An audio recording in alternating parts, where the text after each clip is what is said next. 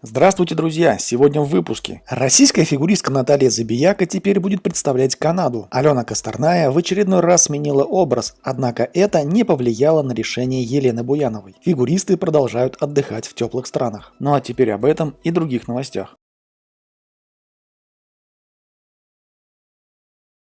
На минувшей неделе, 18 мая, Алина Загитова отметила свой 20-й день рождения. Олимпийская чемпионка провела его в компании Анны Щербаковой и Дарьи Усачевой в Дубае. Подруги подарили Алине огромный букет прямо на пляже, а затем отправились кататься на яхте. Вечером спортсменки поужинали в ресторане, а после него прогулялись по ночному городу. С днем рождения меня! Волшебный праздник рядом с прекрасными людьми в чудесном месте. О чем еще можно мечтать? Скажу честно, 20 лет пролетели очень быстро, хотя за это время произошло столько нереальных событий. Я помню каждое, но даже одного огромного поста не хватит, чтобы перечислить все. Огромнейшее спасибо всем, кто сегодня поздравлял и продолжает поздравлять меня. Мне невероятно приятно. Всех люблю, написала Загитова в одной из социальных сетей. Сногсшибательными фотографиями радует болельщиков и Елизавета Туктамышева, которая после долгого сезона и постановки новых программ отправилась в отпуск на Мальдивы. Экс-чемпионка мира отдыхает вместе с давней подругой Евгенией Тарасовой.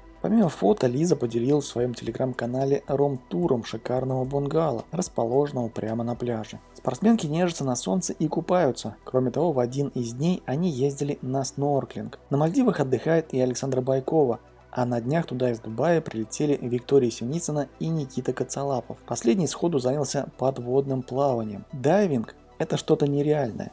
Эмоций – просто океан. Как будто попадаешь в другой мир. Куча разных рыб, морские звезды – все такое красочное. Жалко, телефона с собой не было, а то поснимал бы для вас под водой. Кстати, это было мое первое погружение в жизнь. Ныряли с рифа возле нашего отеля.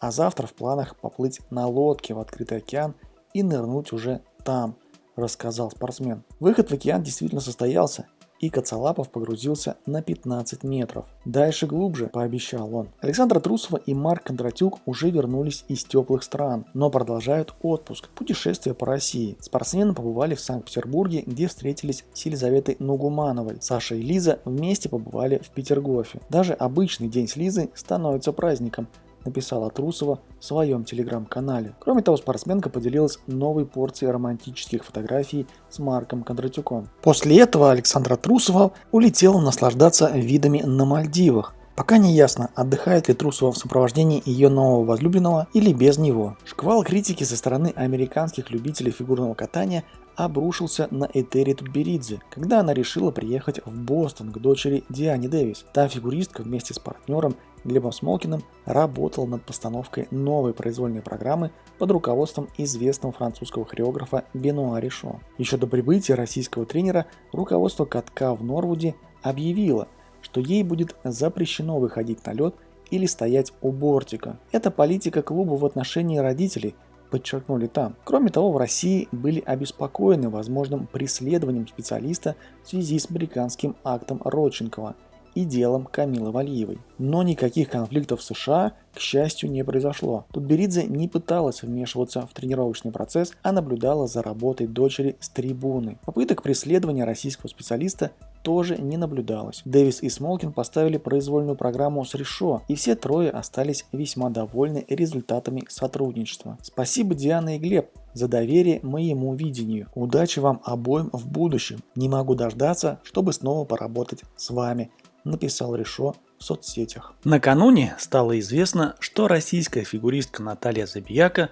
возобновляет карьеру и уезжает в Канаду. Напомним, ранее спортсменка выступала в паре с Александром Энбертом и добилась неплохих результатов. Выигрывали серебро Олимпиады в 2018 командном турнире, становились бронзовыми призерами чемпионата мира 2019 и командного чемпионата мира 2019, а также занимали третье место на Евро 2018. В начале 2020 года пара распалась из-за травмы Энберта, и Забияка также на 2 года выпала из соревновательного процесса. Однако сейчас стало известно, что она возвращается, но не в Россию, а в Канаду.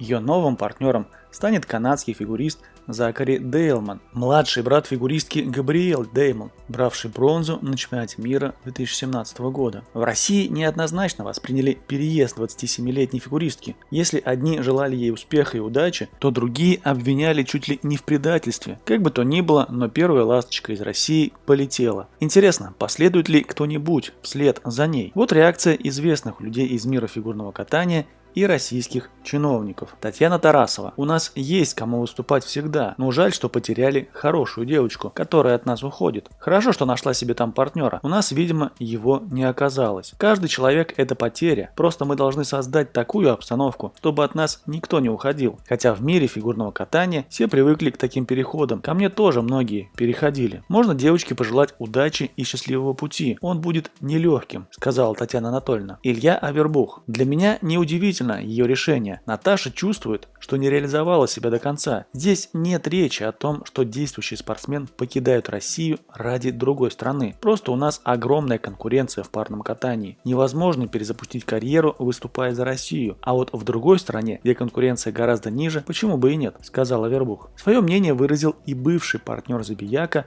Александр Энберт. Наталья очень любит кататься. Она хотела этого, так что уверен, возобновление карьеры станет для нее радостью. Соответственно, и для меня это радость. Надеюсь, что у нее все получится. И если она будет первой на любом из турниров, я буду счастлив, очень за нее болею. Мы с ней добились всех успехов вместе, и она заслуживает золотых медалей. Она прекрасная партнерша и прекрасный человек. Алексей Ягудин. Можно только поздравить Наталью с возобновлением карьеры и пожелать ей успеха. Видимо, она почувствовала какую-то недосказанность после, так скажем, предыдущей карьеры и решила вернуться. Касательно правильности или неправильности всех этих переходов, я отвечаю одинаково. Ждем следующий сезон, тогда уж будем оценивать. Здесь могу сказать то же самое. Что касается перспектив, все люди индивидуальны. Мы можем обратиться, к примеру, того же Жени Плющенко, который выигрывал, уходил, возвращался и снова выигрывал. Так что все возможно. В данном случае я не вижу больших перспектив у этой затеи, но буду рад ошибиться. Ирина Роднина. А кто это такая? Серебряный призер Олимпийских игр 2018 года в командных соревнованиях? Я знаю многих призеров Олимпиад, но серебряная медаль в командных соревнованиях – это утешение. Флаг ей в руки, пусть выступает за Канаду. Мне как-то от ее перехода все равно. У нас есть много более именитых спортсменов, сказала Роднина. Максим Траньков. На международном уровне у нее с результатами будет все в порядке, если продолжится отстранение России. Не будет Китая, кто там останется? США, японцы? В Европе тоже практически никого нет, то есть решение вполне взвешенное. Я знал, что она искала партнера, поэтому это для меня не стало сюрпризом. Наташа любит кататься, любит тренироваться, она фанат спорта, поэтому только успеха могу ей пожелать, сказал Траньков. Российская фигуристка Алена Косторная выложила в сеть фотографию с новой прической. Длинные рыжие волосы в мелких кудрях. Поклонникам фигурного катания ни в России, ни за рубежом не понравился этот образ. Болельщики посчитали, что она стремится быть похожей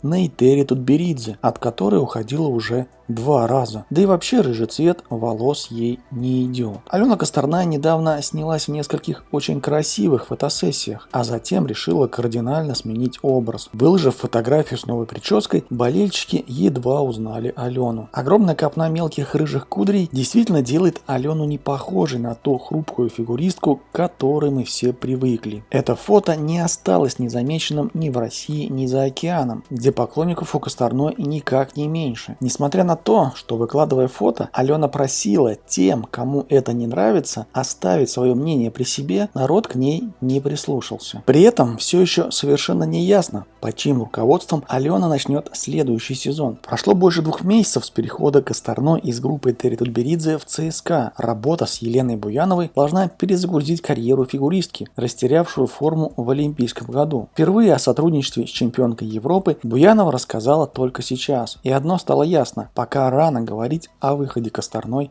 на новый уровень. Алена Косторная не теряет надежды поехать на Олимпийские игры. Как говорила сама Косторная, мечта о Милане 2026 дает ей силы работать дальше. Переход к Буяновой многие восприняли неоднозначно. ЦСКА фигуристы в последние годы приходят, чтобы заканчивать карьеры, а не возрождать, как в случае с Косторной. Другие верили, что данный союз поможет обеим, и тренеру, и фигуристке. Алена пообещала доверять тренеру, а Буянова до конца не определилась, стоит ли продолжать работу со спортсменкой. Об этом она впервые рассказала в интервью РИА Новости. Поймите, с Аленой мы не так давно начали работу, в которой хватает различных нюансов, а нас уже терзают расспросами, будем ли мы работать вместе и дальше. Да еще из обрывков фраз штопают заметки. Во-первых, мы обе готовы к совместному тренировочному процессу. Алене уже поставлены новые короткая и произвольная программы. Постановщик Ольга Орлова. Алена безумно талантливая фигуристка, которая еще далеко не реализовала свой потенциал. Мне будет очень обидно, если она закончит карьеру, не постаравшись перезагрузить ее. Конечно, она сделала много ошибок, и копаться в этом бессмысленно. Главное, чтобы она сделала выводы, сказала Елена Буянова. По признанию Буяновой, ее беспокоит здоровье Косторной. О характере проблемы тренер не сообщила, но озадачилась, а хватит ли его для капитальной работы. Талантливые люди очень непросты в тренировочном процессе, поэтому мне, как тренеру, нужно время, чтобы понять Алену. Пока мы для нее новая группа, которая дает ей новое дыхание. У нас для нее все в новинку, а потом начнется рутина, в которой все проявляется,